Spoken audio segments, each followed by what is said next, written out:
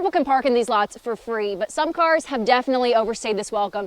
If you take a look behind me, you're going to see a car that has weeds growing up almost as tall as the handles. About a mile's worth, actually, of power poles have either been snapped into or knocked down entirely. I'm standing about 3 feet in front of the camera right now, and you can barely see me. And these conditions are mimicking what real firefighters encounter on a regular basis. If you were driving southbound down Highway 63 today, you might have spotted a few of Shockley's reporters along the shoulder of the road with their signs. Now, this map shows different streets and medians in the city that this proposed ordinance would deem unsafe. I've been walking through MU's campus, haven't seen much damage there other than a couple of fallen tree branches. Right now, I was coming down 9th Street and came across this light pole that appears to have fallen over. Let them know that he's committed to addressing, in his words, the rampant crime problem facing downtown. Can you tell me a little bit about maybe one of your first priorities that you're going to have whenever you step into this position? Are you ready to be rescued? I'm ready to be rescued. We've been invited to the final dress rehearsal. We're here with a lot of kids from the surrounding schools. If you bought and shipped one right now at the 55% Trump announced earlier this month, it would cost you a little over $1,500. Trapped on the second floor in apartment 314. When a second, all those seconds are precious. and a fourth We found that that fourth person gives us the ability to save lives. can make a world of difference. The National Fire Protection Association sets a minimum standard of 4 firefighters per company.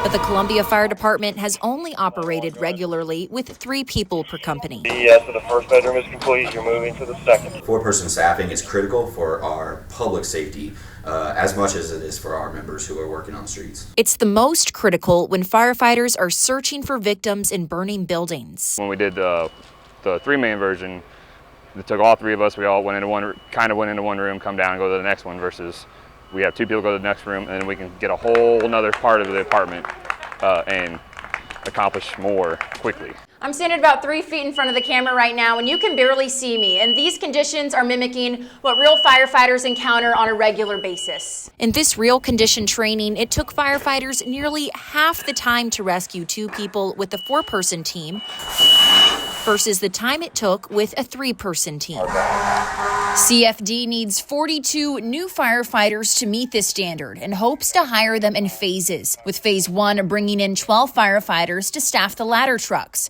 and then the other 30 to staff the rest of the companies as funding allows. Obviously, it's a funding problem, right? And we got to identify funding resources in order to get to that place. Columbia Firefighter Union President Zachary Prevette says it's a conversation they've been having with the City Council for the last 10 years. Minimum staffing has not been a priority for the city. This memo describing the importance of a 4-person company was sent to the city manager in late August, but Second Ward City Council person Vera Elwood says the conversation hasn't reached the council's plate. It has not been brought to this current sitting council yet.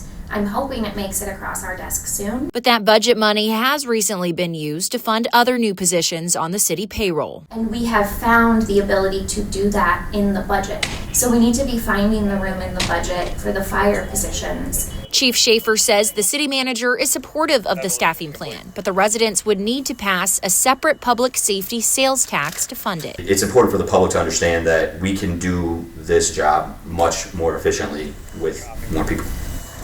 Evolution's complete. He's a beautiful person. 4 days after Derek Gonzalez was killed, his family believes there's more to the story. He's our loved one, and we feel that he deserves to have all the information out there, because he's a person that he was a good man. Gonzalez was a former Marine and wildlife firefighter who moved to Columbia a few years ago. He died in what officials say was an act of self-defense in this McDonald's parking lot after a road rage incident. But Gonzalez's older brother says he isn't ready to accept that. We don't want to say one way or another that somebody's right or wrong. We just want the full extent of what happened that day. That's it. Police say 2 people fired shots at each other but have not confirmed who acted first. A woman was also hit by gunfire and taken to the hospital. CPD detained one person following the shooting, but let them go and said they didn't expect to file criminal charges. At this time, based off all the facts we have, we do not believe we have probable cause to arrest. Assistant Chief Lance Bollinger told us today the investigation is still open. Just this morning, we obtained even more video footage of this incident. So right now, this is still in the investigative phase of this case. So we're still trying to figure out exactly what occurred there. In the meantime, the Gonzalez family is speaking for their youngest son. This was his favorite book. Who doesn't get a chance to speak for himself. Talked to a parent now almost a year. It's not the scheme of things. A parent burying this child. It's a difficult process for everybody, especially when it's such a highly publicized event. He loved his whole family. It's so hard to believe that he's gone. Tragically, at 32 years old, he didn't deserve it. That noise. For some people, chickens are a favorite food.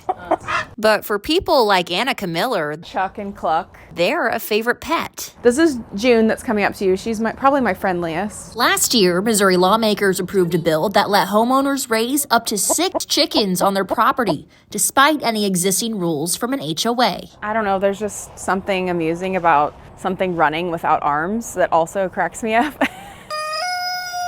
But a Cole County judge struck it down, saying the law is unconstitutional because it violates Missouri's single subject rule. This ruling wasn't about chickens. In the end, it was about combining too many pieces of legislation into one bill. HOAs will now, once again, rule the roost. So now you gotta get rid of your chickens. The law won't affect Miller because she lives on her own land. You okay, Blue? Just hanging out? But not all chicken owners are so clucky. Among the unfortunate, a homeowner in Holt Summit who does live in an HOA. They're not just farm animals, they're pets. They all have names. She asked to stay anonymous and says her chickens are a large part of her family's life. And it would really affect people's day-to-day in their lives and their pets and joy that they bring to people's families. She hopes lawmakers will write a new one that allows residents of HOAs to own chickens regulated based on, say, city ordinances. So they want to keep the chickens, they're going to have to challenge it in court. But until a successful challenge in court or a new law is passed, this homeowner says she won't chicken out. I would plan on secretly keeping my chickens. You can't see them at my house. My neighbors know about them. They probably know that I'll still have them. Chickies! Want treats? Treats? Treats? KOMU 8 News Today starts now. Good morning, Mid-Missouri, and welcome. I'm Abigail Klinkerman. Thank you so much for tuning in today across all of our platforms, on air, online, and on our KOMU 8 streaming app. We're going to get right off to it. We have multiple breaking stories right off the top here. The United Kingdom Police Force says they've arrested Andrew Mountbatten Windsor, known more commonly as Prince Andrew of the royal family. Good morning, Mid-Missouri. We're opening today with live team coverage over this winter storm system. We have our first alert weather team in the studio with us now, that latest forecast. Well, we've got a lot of news to get to this morning, but we are going to kick off with your weather. Beth, you're saying it's going to be another sunny day, and yeah, I'm not hearing any complaints. Ava, thanks so much. The Callaway County Sheriff's Office says it took a suspect into custody last night after heavy police presence was seen in Holt Summit. When driving on roads that haven't been plowed, make sure you're driving under the speed limit, giving yourself enough time to stop and avoiding parking on those high traffic roads. We're learning more about the carbon monoxide leak in Stevens College dorms last week. ICE agents involved in Alex Preddy's shooting have been placed on administrative leave. Columbia Public School Board members voted last night to change the district's weapons policy. The reason for the change is to comply with Senate Bill 68, which became law in August. A dramatic rescue in St. Louis nearly turned deadly for a family pet. Take a look at this. In a single-digit temperatures, a dog wandered off into some icy surfaces and quickly found itself in danger when that ice gave away. One Missouri toddler was living the ultimate dream during a recent visit at a recreation center in Webster Groves. The 2-year-old was playing with some plastic balls while inside the claw machine. Well, imagine you're like, I'm just trying to round out my family. Yeah, we'll have our last kid, and then there's 5. Yeah, and you're like, then oh, what? Well, that's 5 car seats. What That's car a do TV you show. drive? That's you a driving TV a show at that bus? point. I mean, you all have a very hoppy Easter today. Hope it's excellent. Oof. Beth and I will be back here at 7:25 ahead on the Today Show. Snoop Dogg and Martha Stewart are live from the Winter Olympics in Milan. Thank you so much for joining us. Have a wonderful Wednesday. The Today Show is next.